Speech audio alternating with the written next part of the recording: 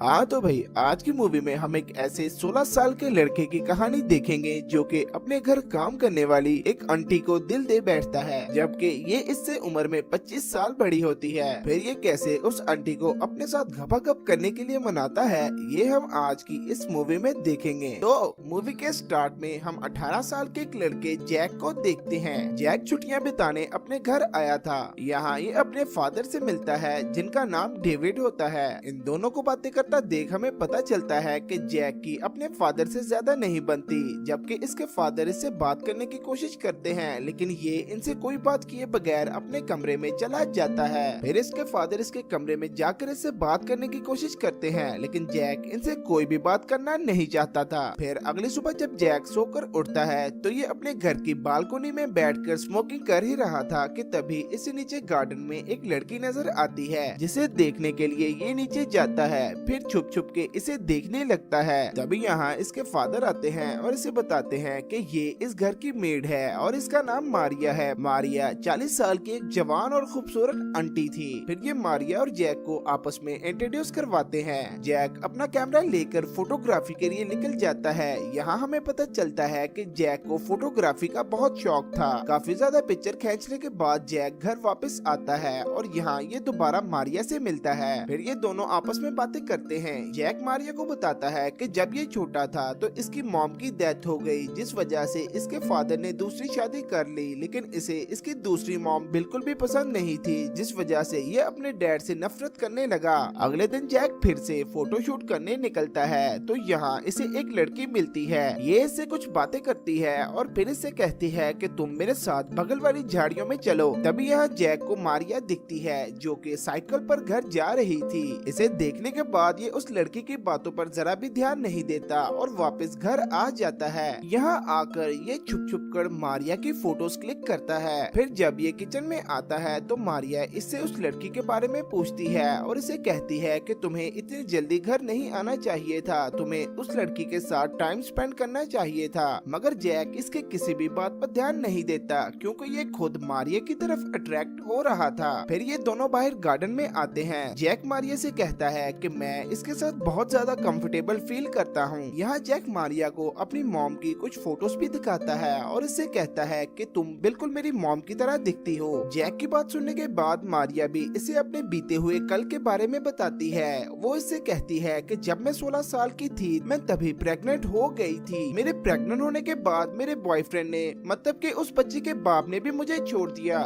मगर मैं फिर भी उस बच्चे को इस दुनिया में लेकर आई, लेकिन अफसोस वो बच्चा ज्यादा देर मेरे पास नहीं रहा। मारिया और जैक धीरे धीरे एक दूसरे के करीब आने लगते हैं और तो और ये अपने तमाम सीक्रेट्स एक दूसरे पर रिवील भी करते हैं। इसके बाद हम जैक के फादर डेविड को देखते हैं जो कि जैक से बात करके अपने बिगड़े हुए रिश्ते को सुधारना चाहता था, लेकिन जैक इनसे बात करने के लिए जरा भी तैयार नहीं था। फिर ये इन पर गुस्सा होकर यहाँ से चला जाता है। अगले दिन जैक के फादर मारिया से कहते हैं कि मैं ऑफिस के काम के लिए कुछ दिनों के लिए घर से बाहर जा रहा हूँ। अब घर पर जैक और मारिया अकेले थे। इसके बाद मारिया जैक से कहती है कि तुम्हें अपने फादर के साथ ऐसा बिहेवियर नहीं करना चाहिए, वो तुमसे बहुत प्यार करते हैं, इसलिए तुम्हें उनसे अच्छे से बात करनी चाहिए। मगर जैक मारिया की बात पर ज्यादा ध्यान नहीं देता। फिर रात को सोते हुए जैक अपने कैमरे में मारिया की फोटोज को देखता है। इन्हें देखते हुए ये खुद को रोक नहीं पाता, इसलिए ये अपनी हाथ गाड़ी चलाता है। फिर ये यहीं पर सो जाता है। अगले दिन हम मारिया के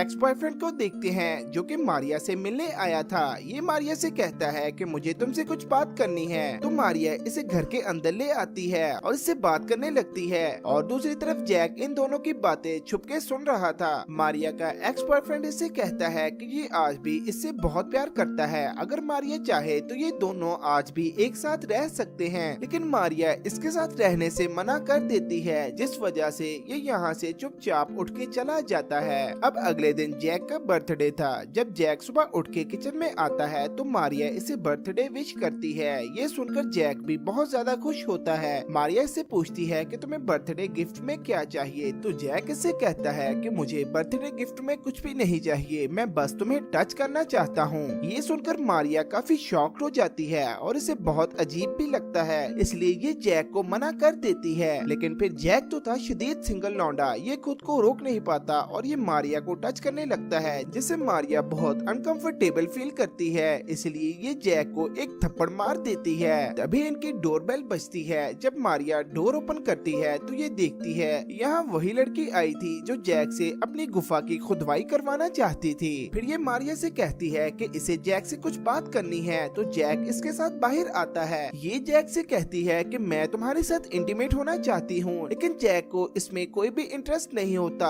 क्योंकि भाई साहब जैक लड़कियों का नहीं बल्कि आंटियों का दीवाना था। इसलिए ये इस लड़की से ज्यादा बात नहीं करता और घर वापस आ जाता है। घर आकर ये देखता है कि मारिया रो रही थी। जैक मारिया से बात करता है और रोने की वजह पूछता है, लेकिन मारिया इसे कुछ भी नहीं बताती। फिर जैक इसे कहता है कि मैं तुम्हारे बेटे की तरह हूँ और मैं तुम्हारे गले लगना चाहता हूँ। असल में जैक अंटियां फंसाने वाली निंजा टेक्निक यूज कर रहा था और ये इसमें कामयाब भी हो जाता है। फिर मारिया इसे अपने गले लगा लेती है। इसके गले लगते ही जैक इसके साथ चिपक जाता है और ये इसे अपने साथ इंटीमेट होने का कहता है, जिस पर मारिया मान जाती है। अभी जैक इंजन स्टार्ट करने की कोशिश कर ही रहा था कि मारिया इससे कहती है कि मुझे ये सब कुछ ठीक नहीं लगता और ये जैक को खुद को चूमने से रोक देती है। फिर यहाँ से उठकर चली जाती है, मगर जैक इसका पीछा कहाँ छोड़ने वाला था। जैक भी इसके पीछे जाता है तो मारिया इससे कहती है कि हम लोग जो करने वाले थे ये बिल्कुल ठीक नहीं था, क्योंकि जैक अभी 18 साल का था और मारिया 40 साल की थी। लेकिन जैक मारिया को कन्विंस करने में कामयाब हो जाता है, जिससे मारिया इसकी बात मान जाती है और ये दोनों यहीं पर इंटीमेट भी होते हैं। इंटीमेट होने के बाद मारिया इससे कहती है कि इसे अपने फादर से अच्छे से बात करनी चाहिए। अगली सुबह मारिया किचन में काम कर रही थी तो जैक पीछे से आता है और दोबारा इसके साथ इंटीमेट होने का मूड बनाता है, लेकिन तभी यहाँ जैक के फादर आ जाते हैं। अपने फादर को आता देख जैक अपना मूड बदल लेता है। फिर जैक के फादर इसे बर्थडे विश करते हैं और इसे एक गिफ्ट भी देते हैं। डेविड जैक को अपने साथ डिनर पर जाने का कहते हैं, लेकिन जैक इन्हें मना करता है और यहाँ से चला जाता है। इसके बाद मारिया जैक के पास आती है और इसे समझाने की कोशिश करती है। ये इसे कहती है कि वो तुम्हारे डैड है, इसलिए तुम्हें उनसे ऐसे बात नहीं करनी चाहिए और अच्छे से उनके साथ पेश आना चाहिए। जैक मारिया की बात मान लेता है और ये अपने डैड से बात करने नीचे आता है। यहाँ ये अपने डैड से बात करता है। यहाँ डेविड को पता चलता है कि जैक को ये लग रहा था कि डेविड ने दूसरी शादी इसीलिए की क्योंकि ये इसकी मॉम से प्यार नहीं करता था।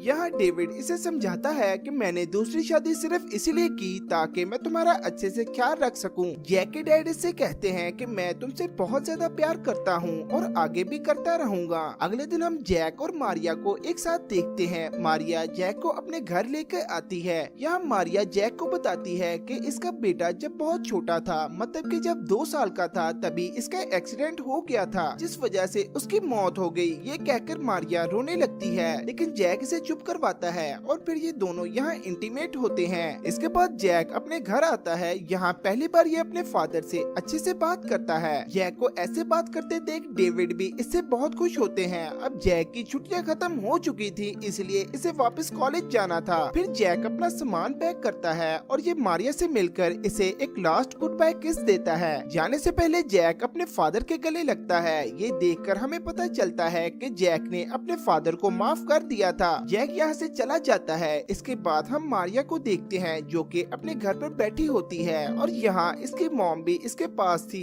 मारिया अपनी मॉम से कहती है कि मैं प्रेग्नेंट हूँ। ये सुनकर इसकी मॉम इसे गले लगा लेती है और ये दोनों रोने लगती हैं। मारिया के पेट में जो बच्चा था ये जैक का था। लास्ट सीन में हम मारिया को खुश देखते हैं और इसी के साथ ये मूवी यहीं पर खत्म हो जाती है। अगर आपको मेरी एक्सप्लेनेशन अच्छी लगी हो तो चैनल को सब्सक्राइब करने के साथ साथ वीडियो को लाइक भी जरूर कर दीजिएगा। आपका छोड़ा हुआ एक लाइक मुझे बहुत मोटिवेट करता है।